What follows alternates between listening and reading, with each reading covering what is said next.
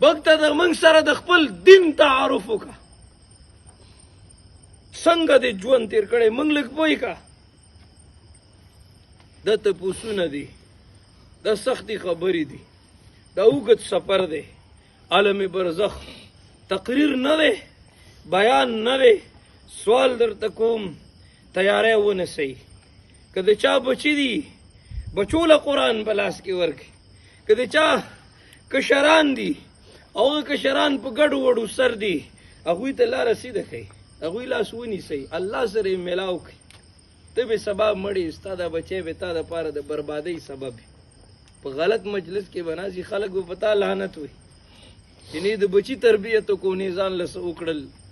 ستړی ژوند، ستړې زندګي، نافرماني، فحاشي، الله خفه کول، هیڅ پته نه لګي. شپه خوره شوه، سبا به سهار شي، موږ ته پته نه لګي چې اوس زموږ سترګې پټې شي، دا سترګې به کولاو شي او که نه.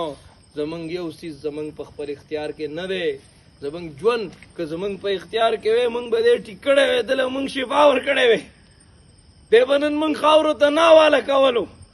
معلومیږي داسې چې مرګ حق دی. زړونه هم سخت شوي دي، مړه بلکل په زړه کې یره نه راځي چې تیاری څه ته وایي، بلکل په زړه کې یره نه راځي. مړه ته خو په یوازې کوټه کې یارېږي، چونګي بازار له ته یوازې نه ځي، ځان له ملګری ګورې. نو دا اوږد سفر به ته یوازې څنګه کوې؟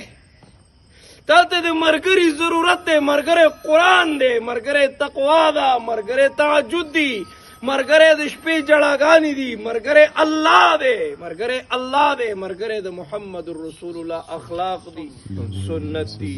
تیاری به نسو کنه انشاءالله. الله دې ستاسو چې دا کم ټیم دته ورکو، دا ختم هم وکړو، د سره کېناستئ. الله یې د دې د برکته د ده مغفرت نصیب کړي او الله دې مونږ ټولو ته سخت منزل آسان کړي.